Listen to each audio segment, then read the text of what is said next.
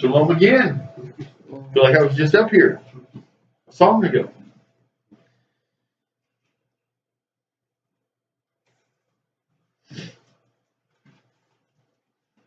All right. So we're in Ezekiel 29. We're getting there. I know I told you I started this teaching series that we'd be in for about a year. And I think we're going to end up being about 13 months. There's nothing wrong with that. We were just talking a while ago about we spent 2 years in Acts, and we got 2 different perspectives. First, Yaakov taught it, the whole book, and then almost immediately Garden turned around and taught the whole book, and that's okay too. Don't want to do that a lot because we want to get into every book of Scripture, but that's okay. There were more than one perspective.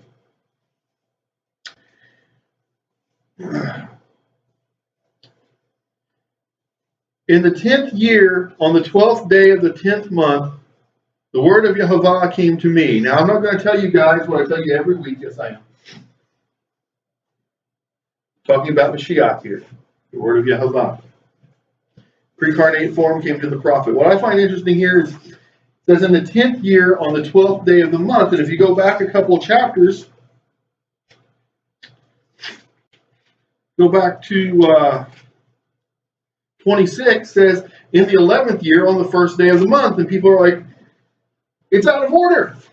I can't tell you how many commentators say that the ancient Jewish scribes made a mistake and they put the chapters out of order. Here's the thing. For one thing, the ancient Jewish scribes didn't have chapters.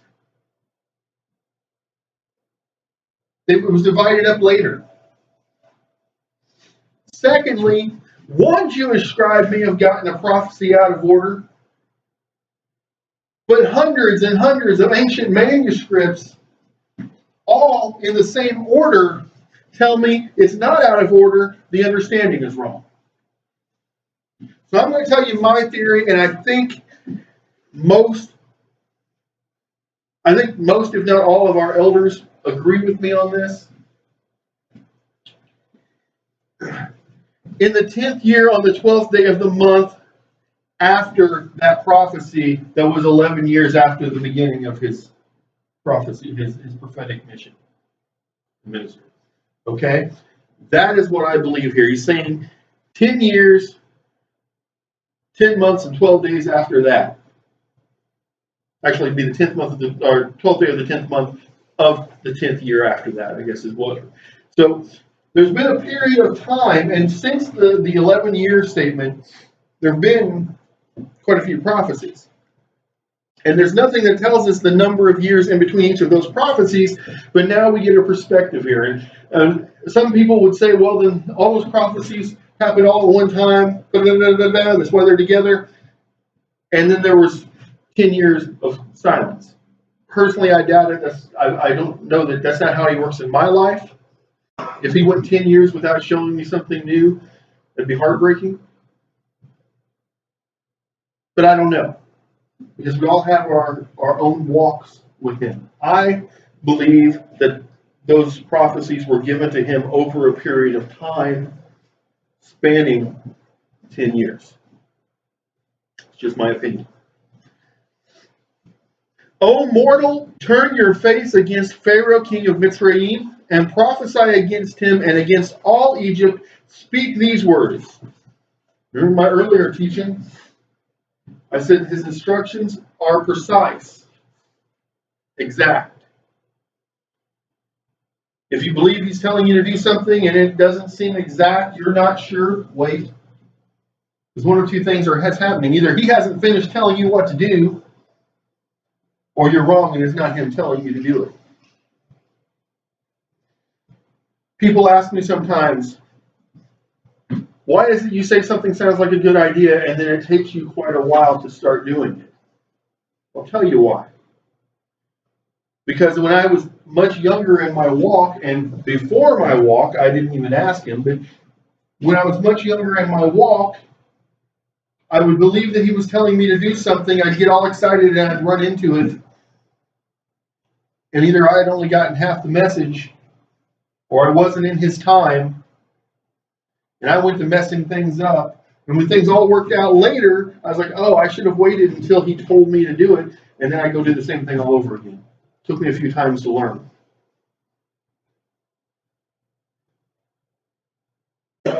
I made the decision to resign from my secular job and pursue other things. And when I told the director how long I had been wrestling with it, she seemed astounded. She had no idea I'd been wrestling with it that long. But I had to know that I was doing the right thing. And then some things happened, and I knew without a doubt it was time for me to go. Pray about it. Make sure you have the whole message.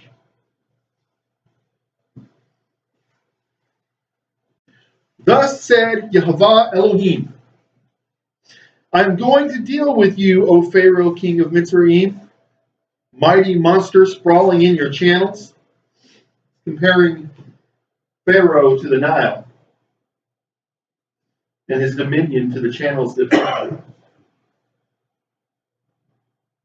Who said, my Nile is my own, I made it for myself. You know, every Pharaoh was raised to believe that he was a god in the making.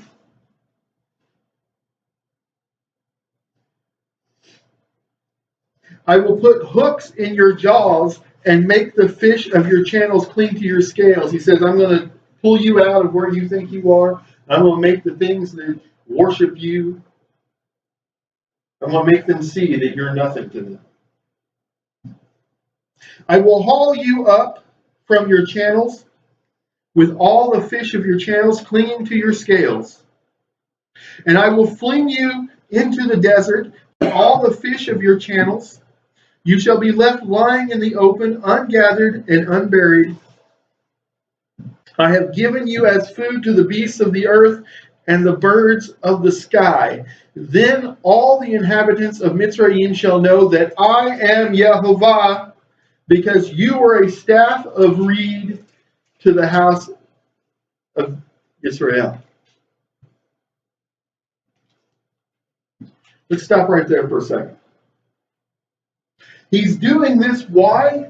And I know I harp on this a lot, but I think it's extremely important for us to understand. He's doing this so that the Mitzrayim, the Egyptians, will know that he is Yehovah. So that they will know his covenant name. Think about that. He's going to put judgment on the Mitzrayim so that they will know his covenant name. Not so that we'll know it. Not so the other nations will know it. So that they will know. Why? He's going to tell us here in a second why. But it really comes down to, once you get all the way through, it's going to get down to the fact that Beit Yisrael was in Mitzrayim for 430 years, and the Mitzrayim, for the most part, didn't get it. They saw all the great wonders that Moshe worked in the name of Elohim, and most of them still rejected him. They could have been part of the mixed multitude. A lot of Egyptians were, but not the majority. You could almost say there was a remnant of Mitzrayim in that mixed multitude. There was really, if you think about it, it was a superpower of its time. There was probably a remnant of every one of the 72 nations.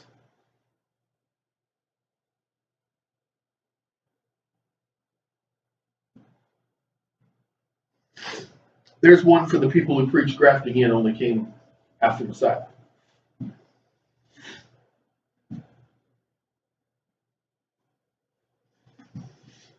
It says, when they grasp you, remember he said that he was a staff of reed. When they grasp you with the hand, you would splinter. saying, you were never what you promised to be. Remember, they were supposed to be our protectors. They were supposed to be our providers. Instead, they became our taskmasters. And wound all their shoulders. And when they leaned on you, you would break and make all their loins unsteady. He's saying, never once did you do what you said you were going to do for my children.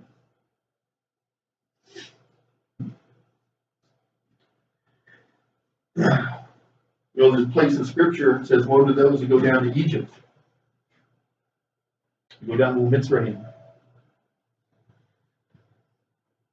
And it's so easy to fall into the trap of turning to the superpowers of the world. It doesn't have to be a country. It can be an employer. It can be anything that we put our trust in rather than trusting in Him.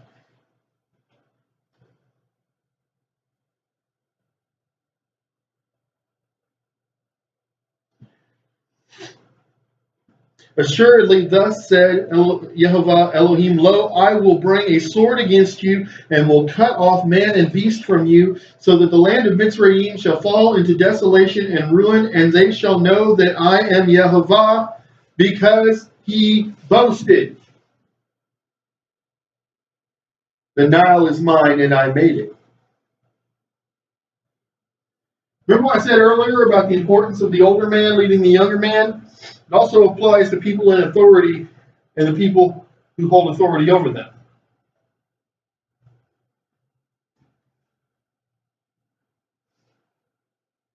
Okay? The entire nation is going to be punished because Pharaoh boasted that he created the Nile. Because he had that attitude. You know what? The people had that attitude too, because they were following their leader into it. We're told to be in the world, but not of the world. One sure way to know that you're of the world is when you do what your leader says just because they're the leader. When you see something that you know is wrong and you don't do something about it.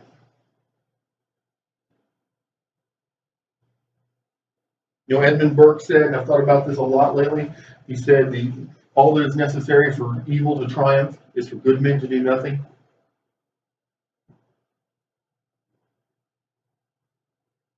Yeah.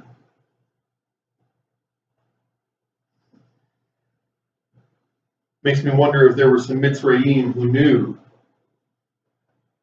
Pharaoh was not the creator of the universe. Wonder if there were some Mitzrayim who wanted to stand up, but didn't. Who wanted to say, no, we've heard of Yehovah, the Elohim of Abraham, Yaakov, Yitzhak. And didn't.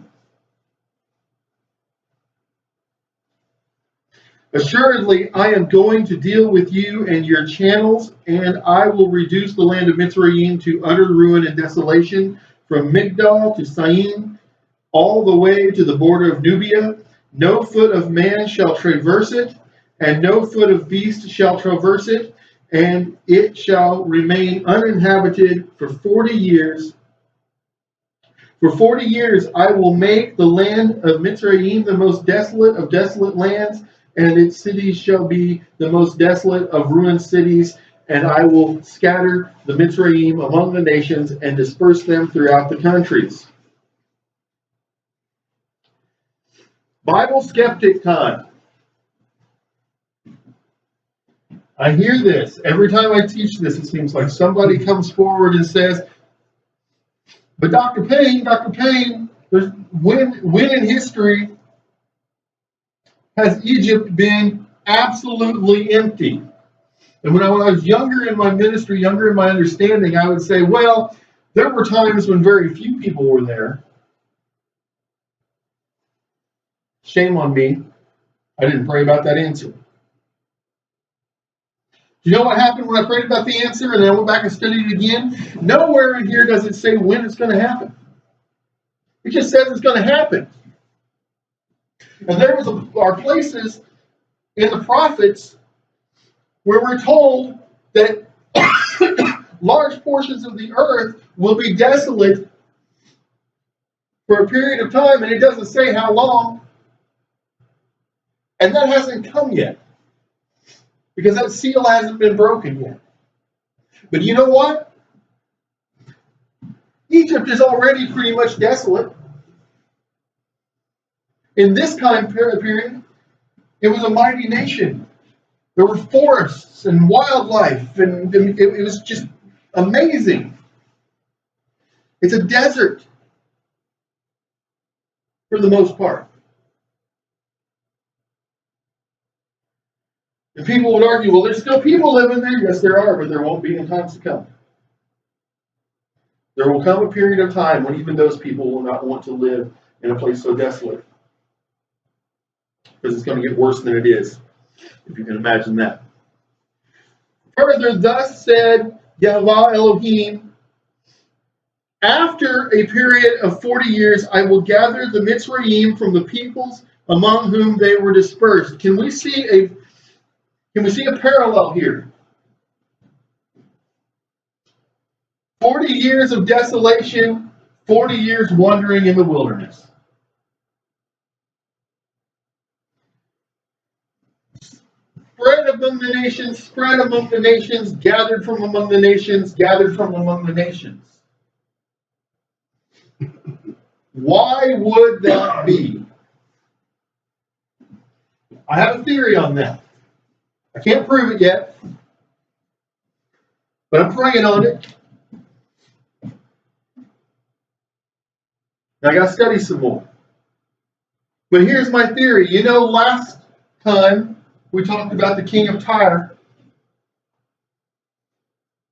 and all the evidence that points to Tyre having been an Israelite colony in the time of Solomon. And that the royal line in Tyre probably descended from some of the original inhabitants of that colony. And that is why the things that were said to Tyre about, I'll give you the judgment of the uncircumcised, and why would that matter to him? Well, it would only matter if he was at least ethnically an Israelite. The only person in the world that would matter to.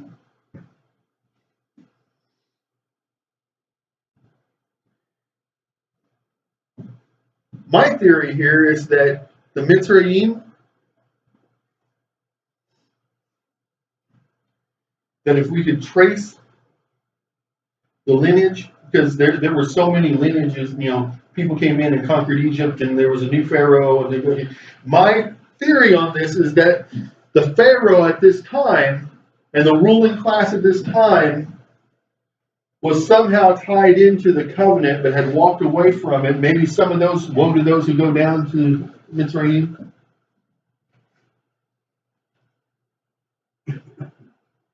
I personally think, and my gut tells me, that this guy right here, this pharaoh, was somehow tied into an Israelite line and still denied Yehovah and said, I am a God and I made the night.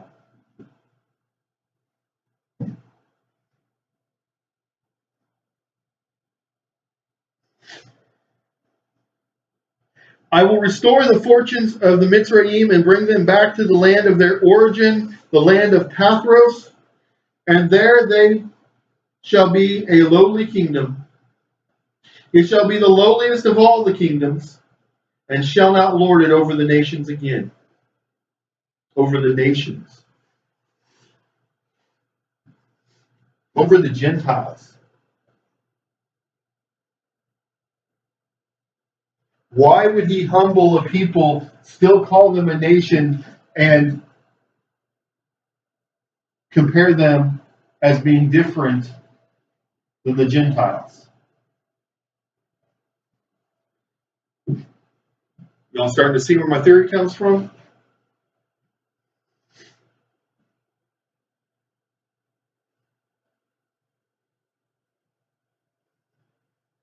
I will reduce the Mitzrayim so that they shall have no dominion over the nations.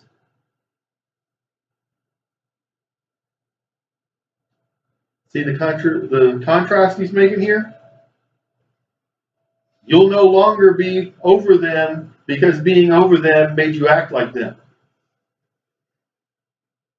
I think he's calling them home. Never again shall they be the trust of Beit Yisrael, recalling its guilt in having turned to them, and they shall know that I am Yehovah Elohim. Hey, you see how good our cousins have it? Oh, they just lost everything.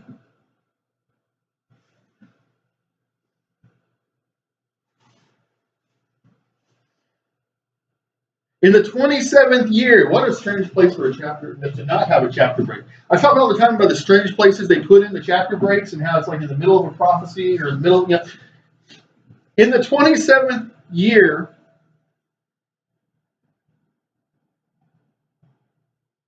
everybody think that's a little strange? I do too. On the first day of the first month. Okay, so it's the first day of Aviv, the first new moon of the year. The word of Yehovah came to me. O mortal, King Nebuchadnezzar of Babylon has made his army expend vast labor on Tyre. Wait a minute. Wasn't Babylon going to be the hammer that crushed Tyre in a prophecy last week? And here we are. My reading of it is 37 years later.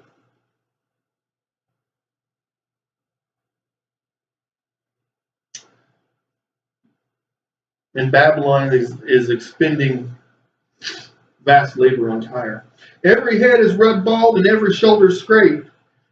But he and his army have had no return for the labor he expended on Tyre. Assuredly, thus said Yehovah Elohim, I will give the land of Mitzrayim to Nebuchadnezzar, king of Babylon. He shall carry off her wealth and take her spoil and seize her booty, and she shall be the recompense of his army. As the wage for which he labored, for what they did for me, I give him the land of Mitzrayim, declares Yehovah Elohim.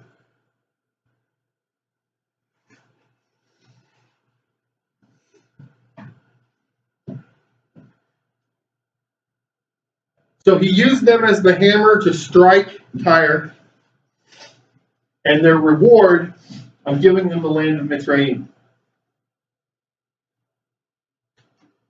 You know, it doesn't say I'm going to bless them with, humility. It doesn't say I'm going to teach them and guide them. It doesn't say any of the things that it says. It doesn't say I'm going to scatter them and bring them back so that they're humbled.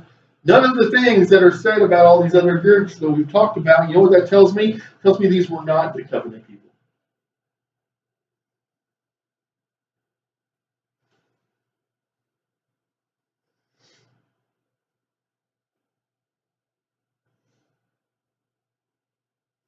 On that day I will endow Beit Yisrael with strength, and you shall be vindicated among them, and they shall know that I am Yehovah. Don't you love a happy ending? Oh, my humbled people, I have taught you all the lessons you need to learn. I have pulled you back from the edge of the cliff. I have whipped your little bottom. I have set you in the corner, and now I'm going to give you strength. Now I'm going to give you vitality. I'm going to make this remnant into a nation again.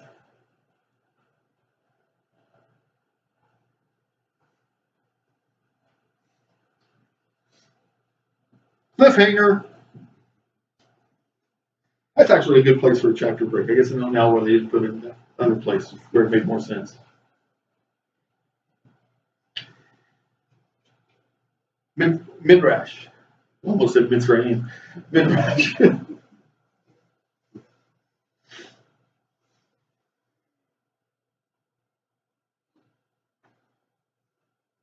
Yes. You think that he says the Pharaoh actually was left out to die and then left in the beginning? I think it's talking about the entire people. Not necessarily just the Pharaoh. I believe that he was saying, I'm going to, and then, I mean, if you look at it, the land has become a desert. Right. Okay? I mean, that's what has happened. And I don't necessarily think that it means I'm, pick them up, but very literally, they were casting, actually the desert was casting them, I guess. But, yeah, what he said would happen has, for the most part, happened. I think there's a little more that's going to happen in times. I kind of wondered if it was like, and then I know that happened too, and it's gonna happen, but I kind of wondered, like, the first thing was like, okay, Pharaoh, you said you're God, well, I want to show the people how much you are God, and you broke like this out in the desert, dead, and told people, like, I don't know. They're all, I don't know what to do with this. I don't know. It was a lot of fun. There's been times throughout, multiple times throughout history where the kingdom of Egypt has fallen completely. But there have always been people living in the land. Yes. Just prior to Israel being taken out, God brought all the judgments on them, on their gods, so they would see their gods were nothing. He was the one God, He alone. Mm-hmm. And that's what's going to happen to the whole world in the future, is He's going to eventually show everyone, I do exist, and I am the one true God, and everyone is going to bow on their knees to the Messiah. That's coming. That's right. Right. I mean, that really, And you wonder, how could they not see it? And yet I look around and I see people, how can they not see that they're getting judged? And I'm sure people look at me sometimes and say, how can he not see that he's getting judged? We're all human. And we like to think that we're right. Okay, I'm guilty just like everybody else. We like to think that we got it going on and everybody else is wrong. And then we wake up one morning and boom, we're not where we thought we were, so to speak, and we're in the desert. Anything else before we have closing prayer for the morning, or the early segment, almost the morning segment? I can't speak today. Sometimes the desert's not hot, sometimes the desert's cold. Sometimes the desert is a tundra.